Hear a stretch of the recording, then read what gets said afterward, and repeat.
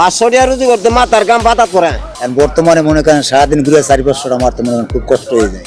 রিক্সা চালাইমু পুরুতারে কাপড় চোপড় দিমু না পেট ফালমু। 500 টাকা তো কোনো বাজারে হয় না। 2 কেজি চাল কিলো তার কোনো খবর থাকে না আপনার। দ্রব্যমূল্যের ঊর্ধ্বগতিতে নাজেহাল সাধারণ মানুষ।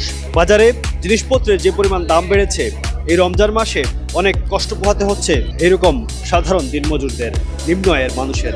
আজকে আমরা জানবো তাদের কাছ থেকে তারা এই রমজান মাস কিভাবে পার করছেন। আপনি কেমন আছেন? এই রমজান মাসে বাজার সদাই করেছেন? বলছি দাম একটু বেশি। কি কি কিনেছেন রমজান উপলক্ষে? ইফতারির মধ্যে মনে করেন যে সব জিনিসের দাম বেশি। ইফতারি রোজগারকে সব জিনিসের দাম বেশি রমজান মাস।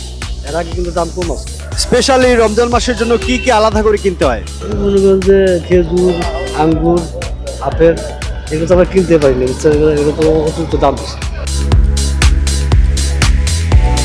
রুজি বলতে মনে করেন আগে যে রুজি করছি ওই রুজি তো নাই বললেই চলে। আর বর্তমানে মনে করেন সারাদিন ঘুরে 4-500 আমার তো মনে করেন খুব কষ্ট হয়ে যায়। আর আগে তো মনে করেন আমরা প্রায় 1-2 ঠিক মতো গাড়ি চালাইলে বা 2টা আইটের মধ্যে গাড়ি চালাইলে আমার মনে হয় 800-900-1000 টাকা হয়ে যেত। আমরা ছেলেমানলে খুব শান্তিতে চলছিলাম, কিন্তু আমরা শান্তিতে চলতে পারি না।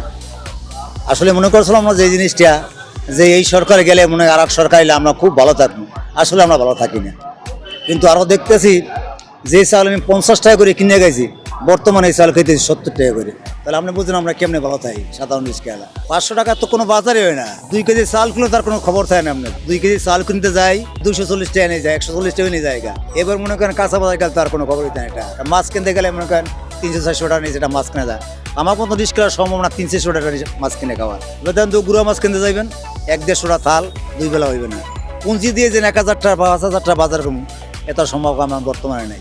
যে অবস্থা 1 কেজি ছানা 120, আগে আসিন 80 টাকা, এরা করছে 120 টাকা।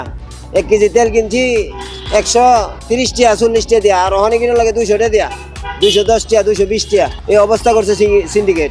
বাজারে গিয়ে কিনবেন 1 কেজি তেল, 1 কেজি ডাল আর 2 কেজি চাল লিটার দাম আসে 500, আর বাজার কোনো লাগবে না, এটাই চলবো। 500 টাকা রুজি করতে মাথার কাম পাতা পড়ে।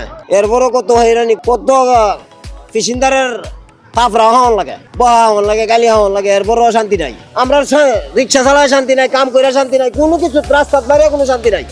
রোজার বাজার দূর নুচিবে দূর দিয়ে করুন লাগবো।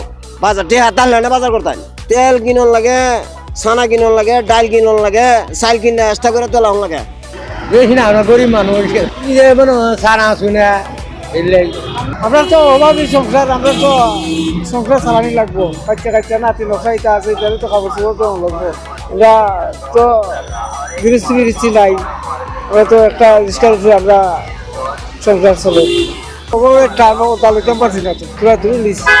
বাবা রুজি করি তোর 500 খরচ হয় 600, 100 টাকার টান থাকে। রোজার তো বেশি লাগে, তোর ছানা লাগবো, এরপরে তেল লাগবো, এরপরে চিকন চাউল লাগবো ইস্তারির লাগি, এরপরে ডাইলের বড়া, এরপরে কাজুর, এরপরে আরো কত তারা বা এটা কোনো এস্টিমেট ঠিক আছে নি? আমরা তো এটা জুড়ে খাইতে পারতাম না। রিক্সা চালাইমু পুরুতারে কাপড় চোপড় দিমু না পেট ফালমু, আমরা তো 12টা বাজে।